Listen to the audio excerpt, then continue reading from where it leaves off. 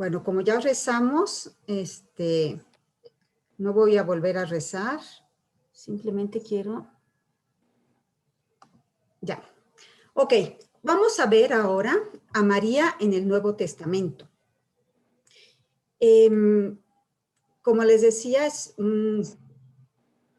es largo, entonces lo vamos a dividir en dos partes. Hoy, bueno, antes de eso, decirles que de los 27 escritos que conforman el Nuevo Testamento, solo en 4 de ellos se nombra a María con su nombre, ¿no? Con María. Y estos están en Mateos, Marcos y Lucas.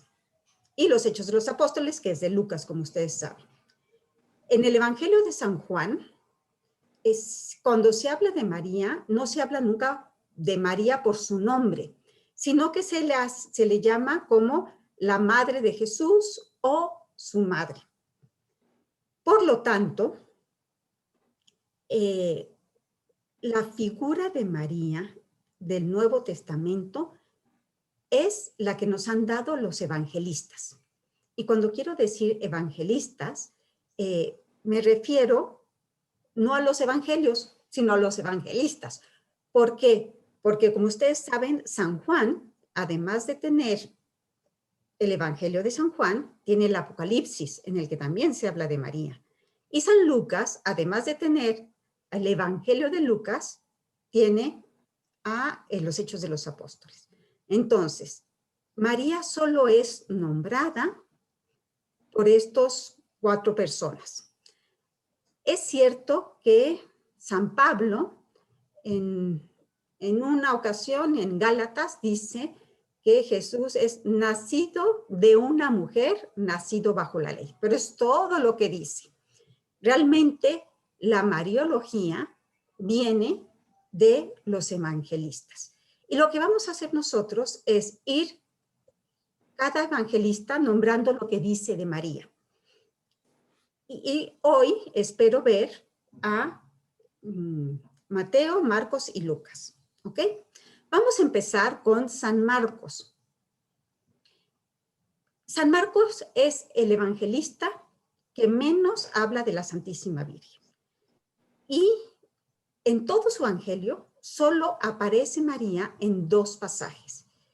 Y en estos 2 pasajes nos comunica en realidad lo que terceras personas, o sea, otras personas, pensaban y decían de María. Y además, esas personas son personas incrédulas, enemigas de Jesús, o que, pues sí, no creían en Jesús. Y en ellos, simplemente en estos 2 pasajes, simplemente se comprueba cómo a Jesús se le conocía simplemente como el hijo del carpintero o el hijo de María. Y el que Jesús fuera hijo de María o fuera hijo del carpintero, pues hacía que muchos dudaran de que realmente fuera el Mesías, ¿no? Ya vemos como muchos dicen, bueno, y de Nazaret puede venir algo bueno. Entonces, realmente el que Jesús fuera hijo de María y de José solamente servía para afirmarse a los que no creían en su incredulidad. Y vamos a ver estos 2 textos. Y están aquí. Dice en Marcos 3. Perdón, estos pasajes también se van a encontrar en Lucas y en San Mateo, con unas pequeñas variantes, pero aquí los vamos a ver en Marcos. Vinieron su madre y sus hermanos, y quedándose fuera, le mandaron llamar. Se había sentado gente a su alrededor y le dicen, mira, tu madre y tus hermanos te buscan allá afuera. Él replicó, ¿quién es mi madre y mis hermanos? Y mirando en torno a los que se habían sentado a su alrededor, dijo, aquí tenéis a mi madre y mis hermanos. El que haga la voluntad de Dios, ese es mi hermano, mi hermana y mi madre. Este es el primer pasaje. Y el otro está en Marcos 6. Dice, se marchó de allí y fue a su tierra. Cuando llegó el sábado, se puso a enseñar en la sinagoga, y los muchos que le oían se admiraban diciendo, ¿de dónde le viene todo esto? ¿Y qué sabiduría es esta que se le ha dado? ¿Y tales milagros hechos por sus manos? ¿No es este el carpintero, el hijo de María, y hermano de Santiago y José y Judas y Simón? ¿Y no están sus hermanas aquí con nosotros? Y se escandalizaron de él. Ok, entonces vamos a ver estos dos pasajes. En primer lugar, hay que decir que la actitud de Jesús en el primero pudiera parecernos como de poco aprecio hacia su madre, de poco cariño hacia su madre y a sus parientes. Sin embargo, este pasaje más bien está dirigido a que los lectores se sientan también familia de Jesús si hacen la voluntad de Dios. Si ustedes se acuerdan, dice, ¿quién es mi madre y mis hermanos? Y mirando en torno a los que se habían sentado alrededor, dijo, aquí tenéis a mi madre y mis hermanos. El que haga la voluntad de Dios, ese es mi hermano, mi hermana y mi madre. O sea que nosotros, si hacemos la voluntad de Dios, también podemos considerarnos parentela de Jesús. Somos familia de Jesús. Además dice que los que escuchan la palabra de Dios y la cumplen, pues son su familia espiritual, ¿no? Y como María es la que mejor ha escuchado y cumplido la voluntad de Dios, pues en realidad lo que está diciendo es que María no solo es su madre por sangre, sino que María es su madre por cumplir la voluntad de Dios. Es como una bienaventuranza de María, como diciéndole, María es mi madre más porque cumple y hace la voluntad de Dios que por haberme llevado en su seno. Y también en el segundo pasaje se habla de los hermanos y las hermanas de Jesús. Este pasaje para muchos pues les puede causar un poco de confusión. Yo me acuerdo de una amiga en el colegio que decía que si tenía hermanas, pues entonces no había sido hijo único. Y es que es un desconocimiento de la manera de hablar de los judíos. En la cultura hebrea, los hermanos son los parientes. Es como que nosotros decimos primos hermanos. Bueno, pues para ellos le quitan el primo y todos son hermanos.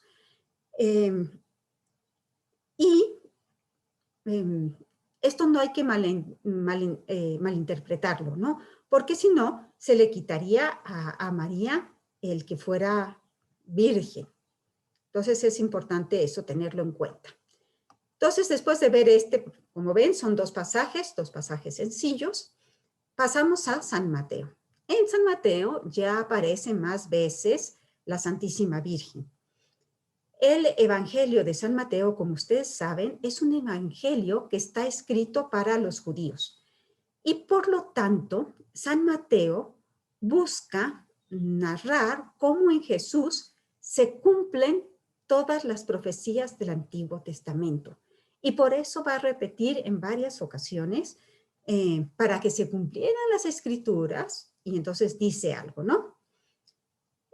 El primer texto que vamos a ver de San Mateo es el de la genealogía de Jesús.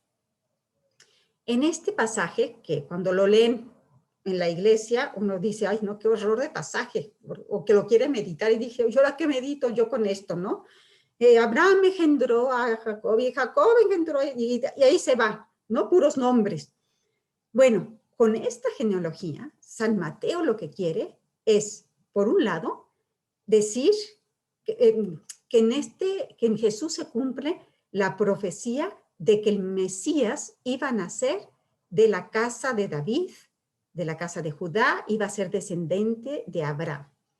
Y también la profecía de que nacería de una mujer virgen. ¿Se acuerdan que lo vimos en el pasaje de cuando hablamos del Antiguo Testamento, que decíamos aquí que la Virgen concebirá y dará a luz un hijo, al que le pondrán por nombre Emmanuel, que quiere decir Dios con nosotros. Entonces, la genealogía de Jesús está en San Mateo, está en San Mateo al principio, y empieza diciendo eso, ¿no? Que libro de la generación de Jesucristo, hijo de David, hijo de Abraham. Abraham engendró a Isaac, Isaac engendró a Jacob, Jacob engendró a Judá, y así se va, ¿no? Al final, cuando llega a Jesús, dice, Jacob engendró a José, el esposo de María, de la que nació Jesús, llamado Cristo. Fíjense bien, no dice, Jacob engendró a José y José engendró a Jesús. Así han dicho en todos los demás. Ha dicho Isaac que engendró a Jacob, Jacob engendró a Judá. Cuando llega a José, dice, José, el esposo de María, de la cual nació Jesús. Con esto nos está diciendo que Jesús no es propiamente hijo de José, que Jesús es hijo de María y que nació de María virgen, que fue concebido por obra y gracia del Espíritu Santo. Pero al mismo tiempo, sí está diciendo que Jesús proviene por adopción, pero proviene también de la línea de David, porque de David es de donde iba a nacer el Mesías, ¿no? Y ahí ya dice San Mateo, todo esto sucedió para que se cumpliese lo que había dicho el Señor por medio del profeta. Mirad, Ana, perdón, ¿puedo interrumpir un poquito? Dará a luz un hijo y le pondrá por nombre Emmanuel, que significa Dios con nosotros. Entonces, este es el primer pasaje. Luego, Ana. ¿sí? Ay, soy Ana Luisa. Oye, nada más quería preguntarte, es que yo siempre he tenido esa duda. ¿Por qué no mencionan que María es descendiente de David también? Sí, pero acuérdate que allí lo que importaba era el hombre. Ok. ¿Sí? Por eso. Ok, gracias. De nada. Entonces, y después, perdón, ya que he hablado de la genealogía de Jesús, para dejar claros estas dos cosas, que se cumplen estas dos profecías, dice, la generación de Jesús fue de esta manera. Estando María, su madre, desposada con José, antes de que estuvieran juntos, ella se encontró encinta por obra del Espíritu Santo. Estos versículos dan por algo como conocido la concepción virginal de María, porque dice, antes de que estuvieran juntos. Entonces, vuelve a subrayar que el hijo que María está esperando es hijo de Dios, que ella se encuentra encinta, es virgen, que ella se encuentra encinta antes de que conviviera con José, que es el Espíritu Santo el que por medio del cual ha engendrado a Cristo. Y vuelve a subrayar la profecía de Isaías. Y luego dice, después se acuerdan de que más adelante le dice a José, parirá un hijo y tú le pondrás el nombre de Jesús. El padre es quien daba el nombre al hijo. Si el padre no daba el nombre al hijo, quería decir que sospechaba que su mujer se había metido con otro y que no era su hijo. Realmente, por eso cuando está con Isabel y que Zacarías se ha quedado mudo y le preguntan a Isabel, bueno, Isabel dice que su nombre va a ser Juan, pues hasta que el padre dice que realmente su nombre va a ser Juan, no le hacen caso a Isabel, porque el padre era quien daba el nombre a su hijo. Entonces, cuando el ángel se le aparece, le dice, parirá un hijo y tú le pondrás el nombre de Jesús. Con esto estaba subrayando la importancia de la paternidad jurídica de José, que él sí venía descendiente, también María, pero acuérdense que el que importaba era el varón. Y, ¿cómo se llama? Que José sí descendía de David. Y por eso el ángel le dice que lo acepte legalmente como si fuera su hijo. Y por eso a José se le llama el padre adoptivo de Jesús o el padre putativo. A nosotros putativo nos suena horrible. Sin embargo, el putativo viene de un verbo en latín, que es el verbo putare, que significa pensar. Entonces, cuando se dice que es el padre putativo, es que se pensaba que José era el padre de Jesús. De ahí viene. Entonces, es José el que le da, por eso le pondrás el nombre de Jesús, y de a él viene pues, su genealogía davídica. Bueno, estos son los dos pasajes de San Mateo. Como ven, son ya pasajes muy importantes porque de ellos vuelve a afirmar la concepción virginal de la Santísima, de la Virgen y su maternidad divina. Vámonos con Lucas, que es el que es más largo. Él sí tiene muchos textos. Hay que tomar en cuenta que Lucas, a diferencia de Mateo, que escribe para los judíos, Lucas escribe para cristianos que se han convertido o para los mismos gentiles. Entonces a él realmente no le interesa subrayar que se están cumpliendo las escrituras. Más bien, lo que Lucas quiere subrayar es que él se ha documentado muy bien, que lo que él está diciendo tiene solidez, tiene certeza. Y por eso, al inicio de su evangelio, dice, ahí se los leo, un segundito, Uy, debería de haberlo dejado aquí. Dice, puesto que muchos han intentado narrar ordenadamente las cosas que se han verificado entre nosotros, tal como nos las han transmitido. ¿Quiénes nos las han transmitido? Los que desde el principio fueron testigos oculares y servidores de la palabra. He decidido yo también, después de haber investigado diligentemente todo desde los orígenes, escribírtelo en orden. Entonces, Lucas lo que quiere es decir, que lo que él va a decir se lo han dicho testigos oculares, personas que viven todavía, personas que estuvieron en los acontecimientos. Entonces, si todo el Evangelio de Lucas se funda en estos testimonios, pues nos está diciendo Lucas que también él tuvo algún encuentro con la Santísima Virgen o que se lo contó alguien que estuvo con la Santísima Virgen. Y que todo lo que dice de María es porque María lo comentó, porque María lo dijo. Y tanto es así que Lucas, cuando está hablando de la infancia de Jesús, se refiere en 2 ocasiones a que María guardaba todas estas cosas y las meditaba en su corazón.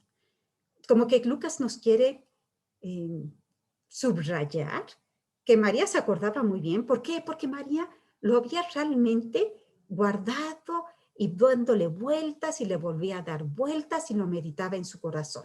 Entonces, que todo lo que él nos va a decir fueron hechos que sucedieron y que además se los contó testigos oculares. ¿Ok? Y entonces vamos a ver, aquí sí son muchos textos, y como les digo, como no me quiero alargar demasiado, sería interesante que luego ustedes lean todos estos textos, ¿ok? Yo no los voy a leer por motivo de tiempo, pero yo creo que ustedes más o menos se acuerdan de los pasajes. Y si no, de tarea, leer los primeros capítulos de San Lucas. Bueno, en la Anunciación dice, en el versículo 27 dice, a una virgen, que el ángel se le aparece, ¿verdad? A una virgen desposada con un varón cuyo nombre era José, de la casa de David, y el nombre de la virgen era María.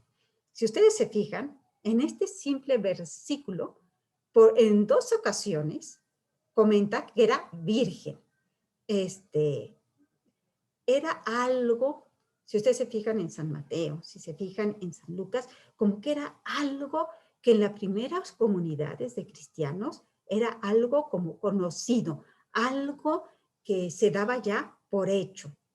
Y luego dice, a una virgen desposada con un varón cuyo nombre era José, de la casa de David. Vuelve a recalcar la ascendencia davídica. ¿Por qué? Porque el Mesías vendría de un descendiente de David. Y por eso, David, que es el rey por antonomasia, es el rey por excelencia, es el rey al que Dios le promete que su reino, bueno, también a Abraham, pero que su reino duraría por siempre y que de su descendencia nacería el Mesías. Por eso era tan importante que pues la persona de José.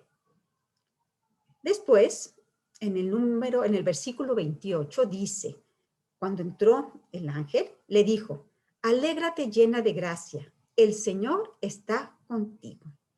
Esta palabra, alégrate, es muy importante esta palabra. Nosotros lo leemos y dice, alégrate llena de gracia, como que ni nos fijamos en el alégrate.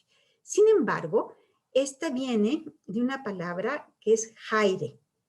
Y esta palabra, que significa alégrate, que significa regocíjate, siempre que está en el Antiguo Testamento, está relacionada con una promesa mesiánica.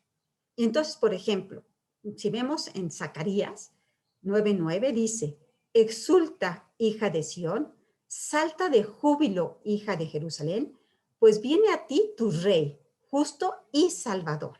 Se está hablando, como ustedes se ven, del Mesías. Y cuando se habla de este júbilo, de esta alegría grande, se refiere al Mesías. Y aquí les pongo también Sofonías 3:14 y al lado les pongo a Lucas para que vean como que son unos pasajes que están muy, muy relacionados. Sofonías fue muchos años antes de Jesucristo y fíjense lo que dice. Dice, alégrate, hija de Sión. El rey de Israel, Yahvé, está en ti. No temas, Sión. Yahvé, tu Dios, está en medio de ti como poderoso Salvador. Por eso no tienes que temer, porque está como poderoso Salvador. ¿Y qué es lo que le dice el ángel a María? Alégrate, lo mismo, ¿no? Luego le dice llena de gracia. El Señor está contigo. Y en Sofonías decía, el rey de Israel, Yahvé, está en ti. Y luego le dice, en Sofonías dice, no temas, Sión. Y aquí dice, no temas, María. He aquí que concebirás en tu seno y darás a luz un hijo. ¿Y qué nombre le vas a poner? Jesús. ¿Y qué significa Jesús? Yahvé es Salvador. Entonces, si se fijan, pues hay una gran concordancia entre estos dos textos. Y como decíamos, pues está dicho, es una profecía que está pues dicha con mucha antelación. Y en ambas, pero no solo en estos textos que yo les pongo, hay muchos más. Cuando se habla de Jaire, de ese alégrate, de ese regocíjate, siempre está como anunciando esa promesa del Mesías. Luego le dice, llena de gracia.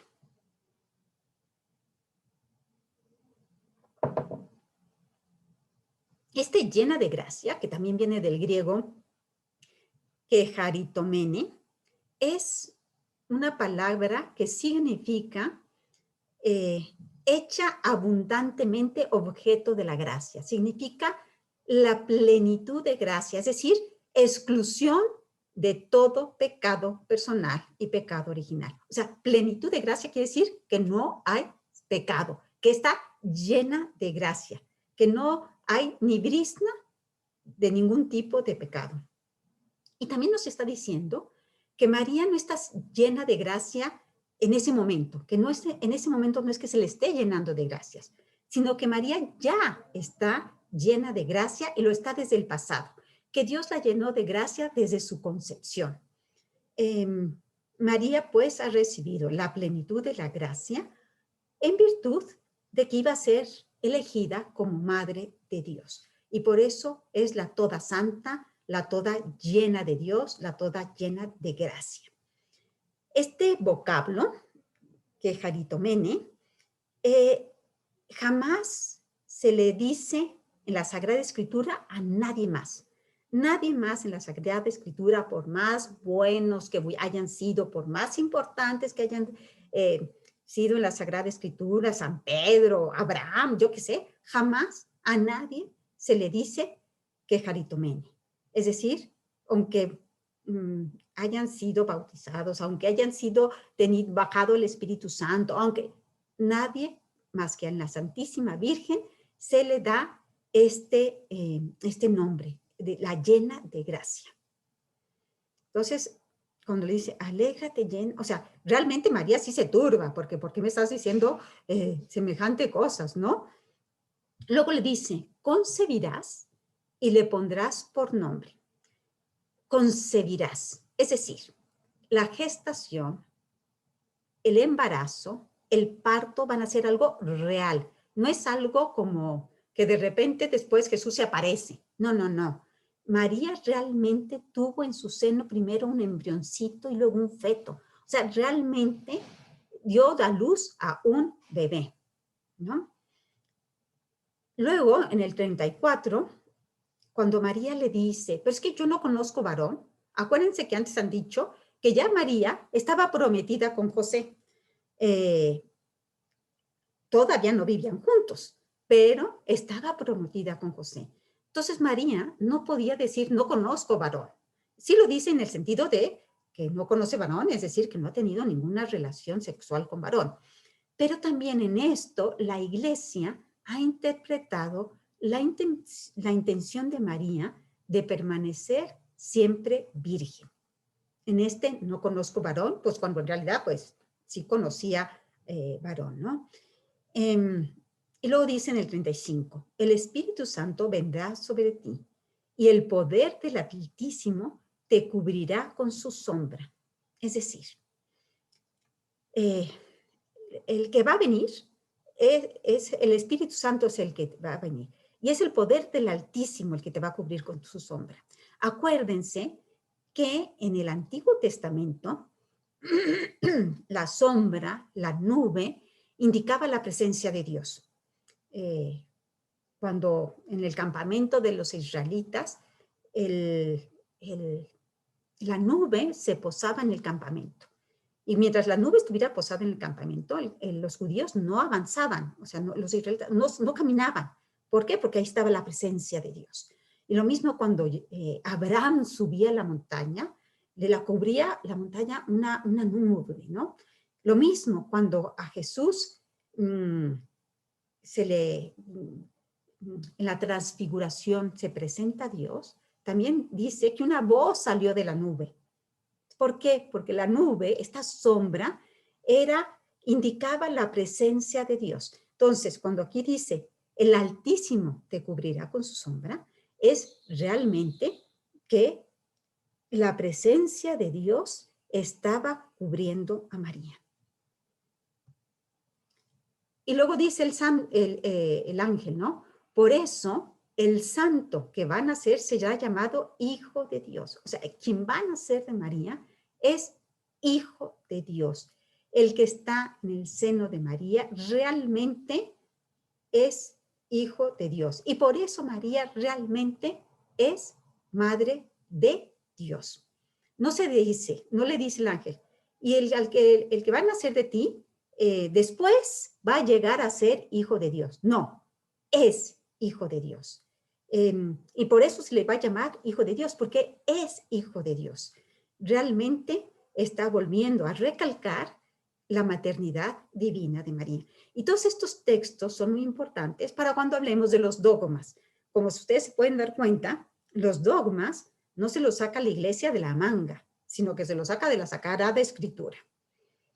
Luego dice, aquí está la esclava del Señor, hágase en mí según tu palabra. Aquí también nos deja claro cómo hay una cooperación de María y una cooperación libre. María da un sí total, un sí de que se haga todo, ¿no? Según su palabra. Pero Dios no le quita la libertad. Luego, les digo, vamos un poco rápido, pero por cuestión de tiempo, ya nos vamos a la visitación. Ya después de que el ángel ha anunciado a la Virgen María que va a ser Madre de Dios, también le dice que su prima, que ya está de 6 meses, ha concebido, ¿no? Y entonces, ¿qué hace María? En cuanto el ángel ya se va, dice, María salió con presteza a visitar a su prima, ¿no? Y entonces María se va a visitar a su prima, María ya, su prima ya tiene 6 meses y María se queda con ella 3 meses, es decir, hasta que se cumple el nacimiento de Juan el Bautista. En el versículo 41 dice, y sucedió que en cuanto Isabel oyó el saludo de María, la criatura saltó de gozo en su seno, e Isabel quedó repleta del Espíritu Santo. Aquí nos está queriendo decir que María trae la presencia de Dios. Acuérdense que para el pueblo judío, la presencia de Dios era el templo y especialmente el Arca de la Alianza. ¿Se acuerdan? Eso ya lo vimos cuando hablamos del Antiguo Testamento, cómo a María se le llamaba también, se le puede decir Arca de la Alianza y por eso lo decimos en las Betanías. Porque el Arca de la Alianza era donde estaban, donde se guardaban las tablas de la ley. Y ahí para el judío estaba la presencia de Dios. Entonces, realmente, cuando María se presenta, por eso salta de gozo y Juan en el seno de María, e Isabel queda llena del Espíritu Santo, porque María es esa arca que trae la presencia de Dios. Y luego le dice, bendita tú entre las mujeres y bendito el fruto de tu vientre, Jesús. María es bendita, es bienaventurada entre todos los seres humanos porque el fruto de su vientre es una bendición para todos. Esta es la bendita entre todas las mujeres.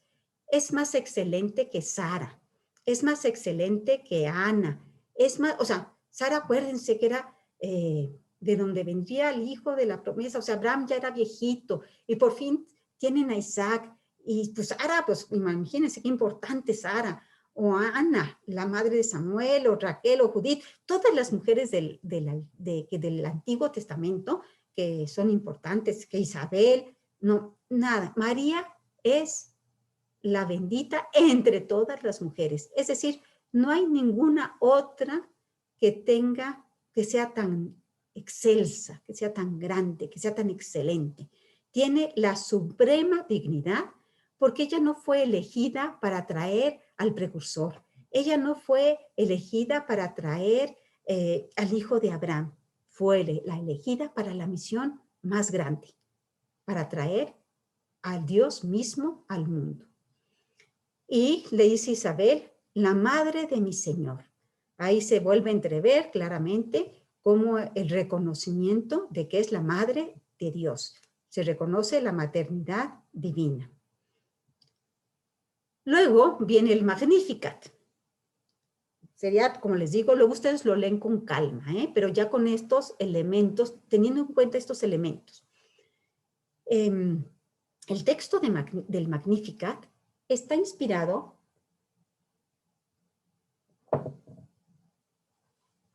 en el Cántico de Ana. Sería interesante que ustedes lean también el Cántico de Ana, que está en 1 Samuel 2, en los primeros versículos. Es muy probable que María conociera este canto y que de alguna manera, una de dos, o lo conocía y se inspiró en ese cántico y le metió muchas cosas más, o también que como el Espíritu Santo había inspirado a Ana, pues también inspira a María y pues por eso son tan semejantes. Y ahí María dice, mi espíritu se alegra en Dios mi Salvador. Aquí María es muy probable que esté como simbolizando también no solo a su persona, sino a Israel, a todo el pueblo de Israel. Entonces mi espíritu se alegra en Dios, este Salvador, Salvador mío, sí, pero Salvador también del pueblo de Dios, el Salvador de la iglesia, de toda la humanidad. Y luego María habla de que ha visto la humildad de su esclava. La pequeñez, acuérdense, es una señal de los caminos de Dios. Y lo vemos en todo el Antiguo Testamento. No sé, cuando se le aparece, por ejemplo, el ángel Gedeón, no sé si se acuerdan de esa, bueno, espero que sí conozcan a Gedeón. Él le dice, pero ¿cómo si yo soy el más, mi tribu es la más pequeña de todas, y además yo soy el más pequeño? Cuando piensen en David, ¿no? El rey David, ¿se acuerdan? Que era el hijo pequeñito, el que estaba cuidando a las ovejas, el que nadie le hacía caso. Bueno, bueno, así pueden decirse de todos. Cuando se le aparece a Moisés, y Moisés le dice, pues si yo ni siquiera sé hablar, ¿cómo me pides a mí que yo vaya con el faraón? Cuando Jesús también habla de los discípulos, dice, bueno, el que quiera ser grande, que se haga el pequeño. Entonces, la pequeñez es, la humildad es una señal de los caminos de Dios, porque es cuando se muestra el poder de Dios. Si yo me considero grande, poderoso, pues no le estoy dando espacio a que Dios haga su obra. Entonces, realmente, lo que se ha realizado en María es un prodigio de Dios. Y ella es la pequeña, la pobre de Yahvé. Su único tesoro es Dios. Es decir, cuando ella dice la humildad, la pequeñez, lo que está diciendo es que ella no tiene ningún otro tesoro que no sea Dios. Es la Anahuim, es decir, la pobre de Yahvé, uno de los pobres de Yahvé. Cuando Jesús habla de bienaventurados los pobres, pues está hablando de los Anahuim, de estos pequeños para quienes Dios lo es todo, que no tienen ninguna otra riqueza más que Dios. Después pasamos, bueno, seguimos, perdón, en la visitación. Pasamos al versículo donde dice, todas las generaciones me llamarán bienaventurada. Dice, desde ahora me felicitarán todas las generaciones. Es, ahora sí que una profecía que después vemos que se ha cumplido. Cada vez que nosotros rezamos el Ave María, pues le estamos proclamando bendita. ¿Se acuerdan cómo decimos? Bendita tú entre todas las mujeres y bendito es el fruto de tu vientre, Jesús. Pues realmente, María cuando dice todas las generaciones me llamarán bienaventurada, pues realmente está diciendo una profecía. Y luego también ahí dice, desplegó la fuerza de su brazo.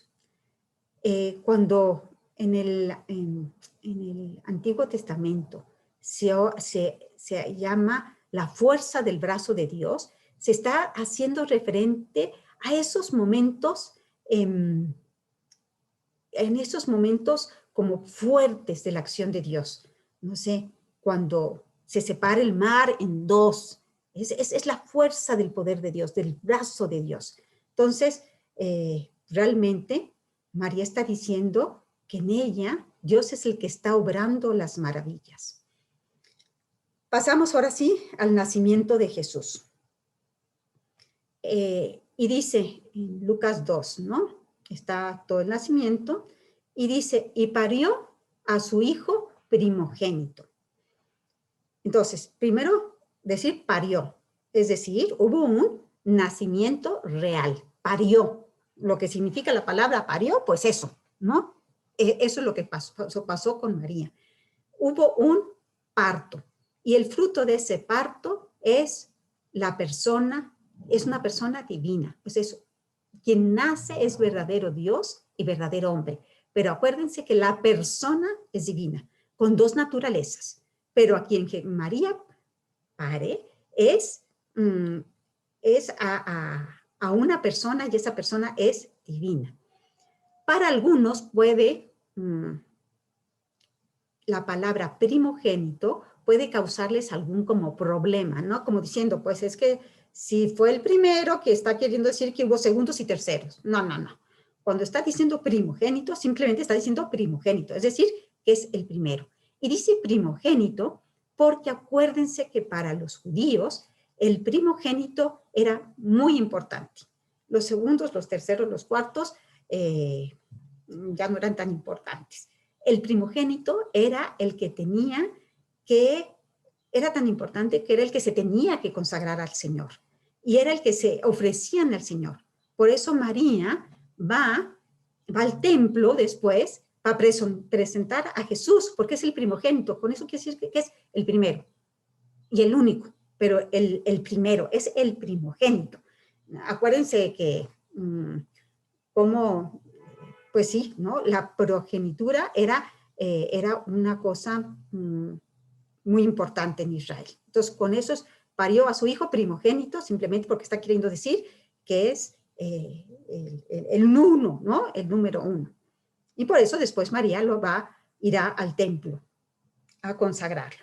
Entonces ya vamos a la presentación de Jesús en el templo y dice, ¿se acuerdan que que llega Simeón, que dice, ay, por fin, Señor, ya puedes dejar morir a tu siervo, porque mis ojos han visto a tu Salvador, a quien vuelve a decir que Jesús es el Salvador, pero como eso ya lo ha dicho, lo hemos comentado antes, dice, y a ti misma una espada te atravesará el alma para que se revelen los pensamientos de muchos corazones.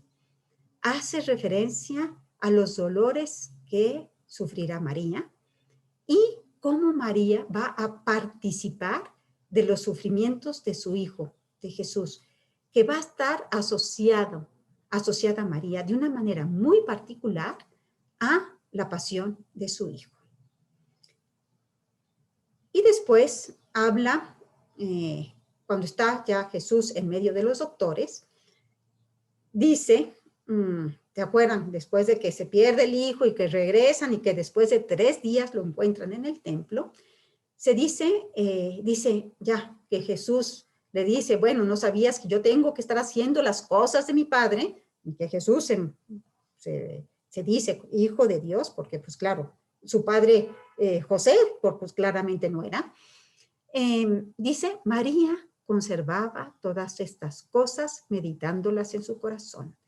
Habíamos dicho que María realmente guardó todo esto, lo contemplaba, lo meditaba, lo rumiaba en su corazón. Y por eso puede hacer a San Lucas partícipe de esto. Y por último, vamos a hablar de Pentecostés. No está en el Evangelio, pero sí es de San Lucas. Acuérdense que todos los hechos de los apóstoles están escritos por San Lucas. Y como estamos hablando del evangelista, no del Evangelio solamente, también metemos aquí a Pentecostés.